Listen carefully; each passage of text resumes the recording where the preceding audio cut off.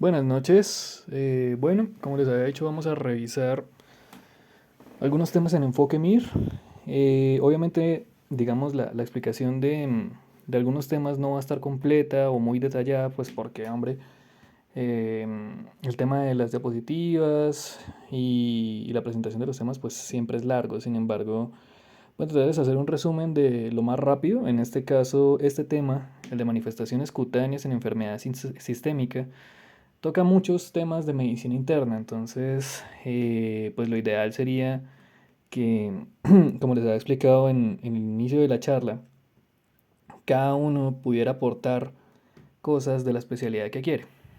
Entonces, cualquier aporte que puedan dar, se los agradecería. De momento, pues, vamos a ver qué patologías son importantes en este tema, porque hay varias, hay otras que obviamente me voy a saltar porque son demasiadas, pero les voy a resumir las más importantes para que las tengan en cuenta. Entonces empezamos con porfirias cutáneas. La porfiria cutánea es una entidad que se caracteriza por una alteración en la vía metabólica del grupo hemo. Entonces es una afección propia de la sangre y que también suele exacerbarse de manera muy severa ante la fotoexposición. Independiente del tipo, la fotosensibilidad es bastante notoria. También es importante tener en cuenta que en este tema se abarcan diferentes tipos ¿de qué? De porfirias, y hay una clasificación general que es la cutánea, la visceral y la mixta. La cutánea se caracteriza principalmente porque afecta zonas con fotosensibilidad, genera erosiones, ampollas y principalmente en zonas fotoexpuestas. Dentro de las cutáneas, o sea que solo afectan a nivel cutáneo, sin afección visceral, tenemos la porfiria cutánea tarda, que es la primera que vemos ahí, la porfiria, la protoporfiria eritropoyética, es la segunda que vemos en la mitad, y la porfiria eritropoyética de Gunter, por eso la G, es la que vemos en la tercera. Importante tener en cuenta en la tarda que la tarda es, primero, una de las más frecuentes, y hay que tener en cuenta que esta no tiene una sola etiología. Puede ser hereditaria, pero en la mayoría de los casos es adquirida. ¿Por qué se adquiere? Por una infección de virus de hepatitis B o C y una hemocroma, que puede producir quistes milium, hipertricosis malar, una enfermedad hepática idiopática. Con esto me refiero, el MIR lo especifica mucho. El paciente tiene aumento de transaminasas, pero no tiene manifestación clínica o algo que justifique el aumento de las transaminasas. Realmente, muchas veces los pacientes pueden llegar a presentar una enfermedad completamente asintomática a nivel hepático. Entonces, si llegan a encontrar un paciente que tiene aumento de transaminasas y no saben por qué, pues podrían pensar en este tipo de porfiria. Importante, ellas tienen en la biopsia hay un componente que se examina, que es el PAS. Cuando ustedes le mencionan un caso de PAS positivo, ya saben qué tipo de porfiria es, porque es la única que tiene este, esta molécula detectada en biopsia. Y tienen que tener en cuenta que el tratamiento es con cloroquina o flebotomías, y obviamente la fotoprotección que se utiliza en todas las cutáneas. Gunther, bueno, en realidad es Günther porque la U lleva dos punticos arriba, pero bueno. Tiene una característica especial, y es que esta produce una cosa llamada eritrodoncia, aparte de la clínica cutánea que ya hemos visto. Y también produce orina roja, así lo dice en el MIR, no especifica que sea hematuria, imagino que sí. Y tenemos una esplenomegalia. Entonces esta es un poco más sintomática. Tener en cuenta que Gunther es una enfermedad recesiva, autosómica recesiva. Y por esto las manifestaciones suelen ser un poco más que manifestadas en el interior del paciente. Sin embargo, si se dan cuenta, tiene la clínica cutánea, pero sí alcanza a tener cierto tipo de afección visceral. Pero no tiene la clínica visceral típica, que ya vamos a ver cuál es la clínica visceral. Y la PPE, aparte de todo lo que tenía de la clínica cutánea, las ampollas y las erosiones, tiene una característica especial y es que esta duele muchísimo. Entonces, con esta se genera dolor de la piel en las áreas fotoexpuestas y también se maneja con fotoprotección. Algo que se me olvidó mencionarles es que en la de Gunther hay que tratar de manera sintomática al paciente. Si tiene un crecimiento esplénico, toca hacer una esplenectomía. Si tiene anemia, toca hacerle transfusiones porque esta enfermedad sangra mucho. Y también es importante, mencionan un tratamiento llamado TMO halogénico. La verdad no tengo ni idea de qué es, pero pues lo dejé ahí subrayado. Porfiria visceral. La visceral se caracteriza por dos síntomas principales, que es dolor abdominal asociado a psicosis. Obviamente es difícil de diagnosticar porque como no tiene manifestaciones cutáneas, pues es difícil pensar en ella. Pero siempre que tengan un paciente con dolor abdominal y psicosis, pues hombre, es complicado porque la mayoría de los psiquiátricos mencionan síntomas al azar, pero no la descarten. Esta se debe a la porfiria, a la porfiria aguda intermitente y al déficit de ala sintetasa. Básicamente eso, tiene infección, tiene ataques agudos de porfiria que son por estos dos síntomas y pueden llegar a ser recurrentes. La mixta es aquella que tiene manifestaciones cutáneas y manifestaciones viscerales. Está la coproporfiria y la porfiria variegata. Es importante que aprendan en qué parte de la ruta del grupo hemo se produce la alteración molecular para que se produzcan los cuadros. Yo acá no se las menciono porque lo que les digo, esto es un resumen, pero en la mixta tengan en cuenta que las moléculas que producen los dos tipos de porfirias mixtas se debe a la oxidasa, ¿sí? La coproporfirinógeno oxidasa para la coproporfiria y para la variegata está la protoporfirinógeno oxidasa. Ambas son oxidasas, entonces como memotecnia, mixta tiene X, entonces mixta y oxidasa, ahí como para que lo tengan en cuenta. Pasamos a hipotiroidismo y hipertiroidismo. Bueno, con estos temas realmente es de lo que más me pareció interesante, porque en estos pacientes tenemos varias manifestaciones que normalmente no describimos en un examen físico. El hipotiroidismo tiene una característica y es que la piel de los pacientes es seca. Adicional a eso tienen cabello quebradizo, también pueden tener manifestaciones a nivel de las uñas. Lo que vemos ahí en la imagen de la uña es una estría ungueal, que es básicamente una línea o varias líneas en una uña de manera vertical. La parte de los ojos, la imagen de arriba, es la de un niño sin cejas y sin pestañas, que esto eh, se conoce, se conoce, digamos, en términos médicos como madrosis. Y también tenemos al lado el signo de Ertoge, que es la pérdida de la cola de las cejas. Abajo la imagen de las manos en rojo, pues es una imagen de mixedema. Y la siguiente imagen en la que vemos una mano amarilla, esto se conoce como carotinemia, ¿sí? Muchos podrían decir que es similar a a la ictericia, y sí, se parece demasiado, pero tienen que tener en cuenta que en este caso, cuando hablamos de carotinemia, em, hace más referencia a color de tipo caroteno, o sea, de zanahoria. ¿Mm? Y de hecho, una de las causas de ictericia es efectivamente intoxicación por carotenos. Entonces, pues de todos modos, piénsenla en caso de que lleguen a encontrar ictericia en el paciente con hipotiroidismo, que puede llegar a pasar si está descompensado. Aunque la mayoría de los pacientes llegan con tratamiento y realmente no manifiestan esto, pero pues les podría servir de manera semiológica. El hiper es casi todo lo contrario. Realmente el paciente tiene la piel húmeda y la va a tener caliente. También tiene una característica que son las uñas de Plummer. Las uñas de Plummer son esas que ven ahí, que son cóncavas, o sea, están al revés. ¿Listo? Y también en la parte de arriba podemos ver que se puede presentar eritema facial con calor y rubor, tanto en la cara como en las palmas de las manos. Alopecia también la puede producir el hipertiroidismo. La parte de abajo es otro tipo de mixedema. Recordemos que en la enfermedad de Graves-Basedow el mixedema suele ser más frecuente en la región pretibial anterior. Y la última imagen es una imagen de una acropaquia tiroidea, que como se dan cuenta es un cambio en la morfología de la parte distal de los dedos. Diabetes. Diabetes es la que más tiene.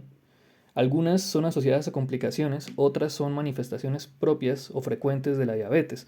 Realmente ninguna de estas es patognomónica. Entonces, cuando les pongan un caso, no digan que son patognomónicas porque no son.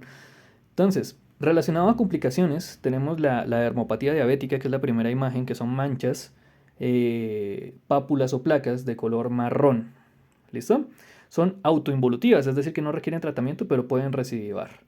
Y es propia de los... propia de diabéticos con más frecuencia. Tenemos el eritema erisipeloide, que si se dan cuenta en la imagen parece una erisipela como tal, pero para diferenciarla de la erisipela infecciosa, esta no es caliente y no es inflamatoria, la piel está fría. Entonces, también es un hallazgo que se puede encontrar en los pacientes diabéticos, sobre todo en los más controlados, pero de más de 5 años de evolución, o sea, un paciente que lleva mucho tiempo con su diabetes. La siguiente es la contractura de Dupuytren. Esta pues, si se dan cuenta hay una flexión, sobre todo ¿de qué? De meñique y de anular. Esto es más, pues digamos, de la parte ortopédica, pero pues para que la tengan en cuenta podemos encontrar ese signo. La siguiente es la bulosis diabeticorum, que es la imagen que tenemos abajo de la dermopatía diabética. En este caso son bulas. La imagen de aquí pues no se ve tan bien, la del MIR es un poco más clara. Son bulas con ampollas aledañas. Aunque el aspecto es pues tan marcado, realmente también son autoinvolutivas, es decir, se solucionan solas, no hay necesidad de tratamiento. Pero pues obviamente la imagen da algo de impresión porque se puede confundir con una celulitis. Listo, la siguiente, la del centro, es una necrobiosis lipoídica. Bueno, acá lo ponen como diabeticorum, pero pues la necrosis lipoídica para no complicarnos la vida.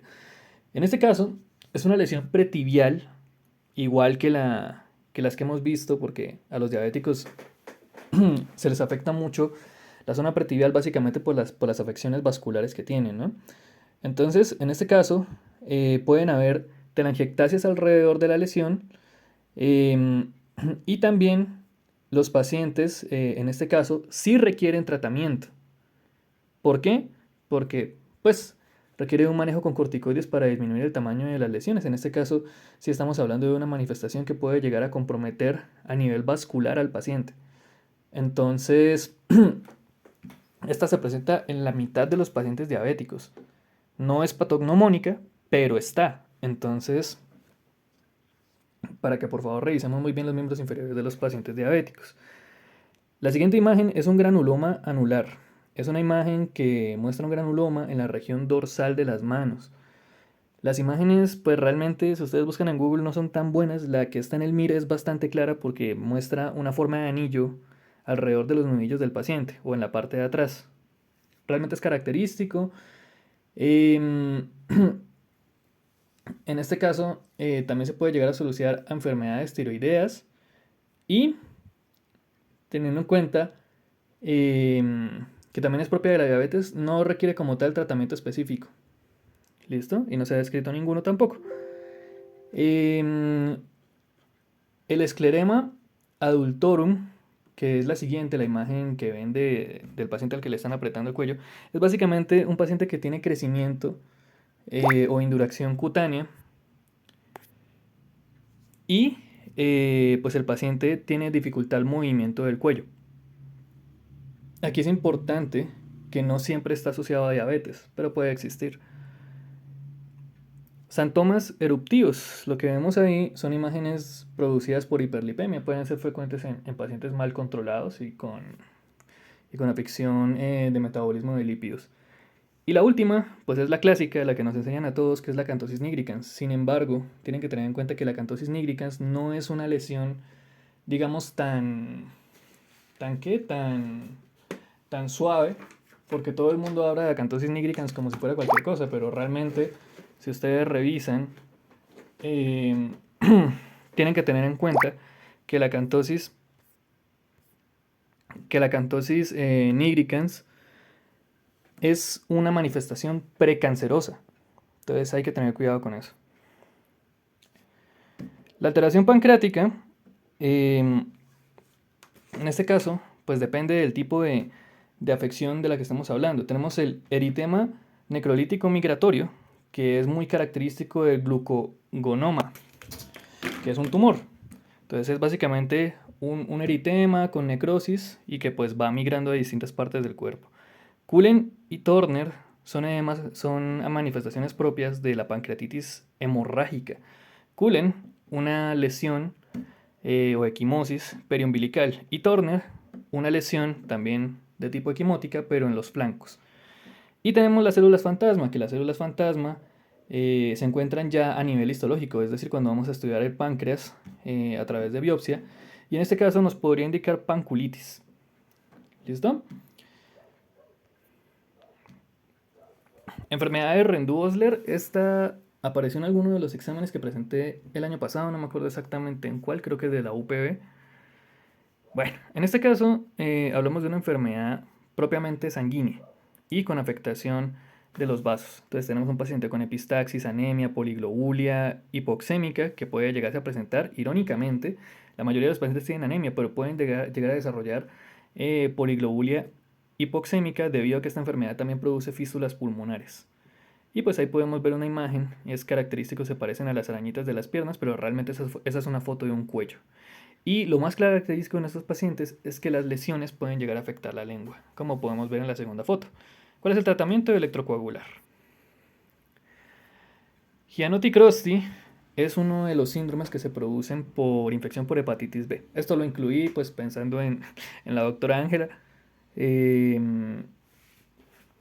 pues para que no se sienta tan excluida. En este caso tenemos una afección de un paciente que puede presentar alteraciones eritematoescamativas tanto a nivel peribucal como alrededor del ombligo y en las extremidades. En este caso, es importante preguntarle a la mamá si el niño ya está vacunado contra hepatitis B y también tener en cuenta que si tuvo contacto con el virus. O sea, esto también lo podríamos ver en un código verde.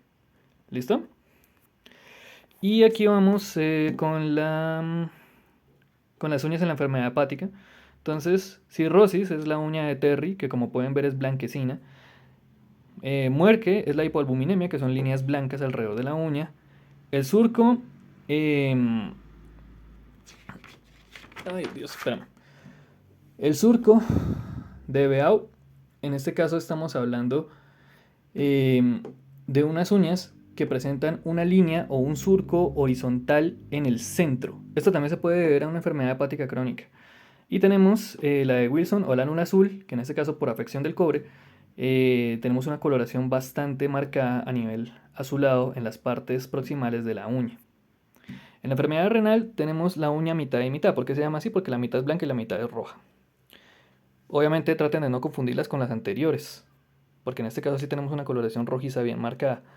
La calcifilaxis son las típicas úlceras con las que llegan los pacientes pues mal controlados con enfermedad renal. La mayoría de estos pues tienen diabetes, entonces no son solo úlceras, este es el nombre técnico en teoría, que es la calcifilaxis. ¿Listo? La escarcha urémica, pacientes con síndrome urémico pueden llegar a presentar alteraciones de la piel, coloración blanquecina, y la pseudoporfiria, que también puede llegar a presentar en pacientes con enfermedad renal, se trata con sangrías. Importante, en este caso también hay obviamente más manifestaciones, equimosis, petequias, prurito, pero pues les dejo como las que más les pueden llegar a preguntar. Pero pues obviamente de todos modos estudian el capítulo de insuficiencia renal porque también tenemos alteraciones relacionadas a hiperparatiroidismo y enfermedades de manejo con corticoides, ¿no? SWIT. SWIT es un síndrome que se presenta en mujeres desde los 40 años. Realmente no sé si la primera imagen es de un niño, pues espero que no, porque si no entonces queda un poquito enredado, pero bueno. Característico de estas lesiones es que las llaman lesiones en montaña rusa. ¿Por qué? Porque si ustedes se dan cuenta, es un halo que tiene cierto tipo de espirales. Y pues ustedes lo pueden comparar con la espiral de una montaña rusa, ¿sí? Son ampollas con un centro de superficie ondulante y se pueden localizar en la cara y en el tronco. Y también es importante que pues esta enfermedad puede llegar a producir fiebre. Entonces, como tal el síndrome, lo podemos, digamos, resumir en varias partes. Fiebre, más dolor articular, más neutrofilia, más placas eritemato edematosas sobreelevadas, o sea, eritema y edema con sobreelevación. Y las ampollas que muestran el signo de la montaña rusa. ¿Con qué lo manejamos? Con corticoides. Casi todo lo que es dermatología se maneja con corticoides, aunque hay ciertas cosas en las que están contraindicados. Entonces, para que lo resuman. Acá, para descartar, hay también manifestaciones en enfermedades neoplásicas. Son demasiadas. Toca que se las lean porque de verdad son muchas. Y una característica que les quería mencionar antes de pasar al siguiente es que la hiperkeratosis, tanto palmar como plantar, pueden llegar a indicar afecciones gastropulmonares, cualquiera de las dos, pues como porque lo tengan en cuenta, pero lo que les digo, tienen que repasar el capítulo completo porque acá es un resumen muy rápido. Y por último, también hay como regalo para la doctora Angelita, está el tema de la acrodermatitis enteropática. Muchas veces cuando nosotros hablamos de niños y hablamos de zinc, la mayoría de los médicos relacionan zinc con diarrea. Y eso está bien porque pues, es el tratamiento inicial. Pero tengan en cuenta que la acrodermatitis enteropática es un paciente que tiene una enfermedad autosómica recesiva, igual que Gunter, en la cual el paciente tiene una mala absorción del zinc, precisamente de este compuesto, y empieza a presentar lesiones descamativas en la cara y también en varias partes del cuerpo. Estas lesiones suelen ser em, similares a cuando uno se raspa, pero aparecen de manera espontánea. Y hay un signo que ustedes pueden buscar en internet que es el signo de la cara de payaso, en el cual el paciente pues tiene una descamación de la piel que le simulan pues una cara de payaso, pero realmente la piel pues se le ve bastante eritematosa y bastante dañada. Y también tienen que tener en cuenta que este paciente va a salir de la consulta con zinc para toda la vida. No se le puede suspender en ningún momento, pues porque es una afección enteropática. El pseudosantoma elástico es una enfermedad a la que la llaman en piel de pollo desplumado porque es un paciente que tiene una condición en la cual tiene mayor elasticidad en el cuello y además tiene ese ras característico que ven ahí, en el cual pueden haber puntos amarillos o coloración amarilla. Entonces por eso lo llaman enfermedad de pollo desplumado. Pero característico de esto es que el paciente también presenta alteraciones en retina. No son patognomónicas, pero pueden generar estrías angioides. ¿Listo? Entonces, pacientes con esta enfermedad, revisar fondo de ojo para ver si tienen las estrías. Y ya para terminar, hablando un poquito de síndromes autoinmunes, porque Marfan es uno de los que más preguntan en exámenes tanto de aquí como de el exterior.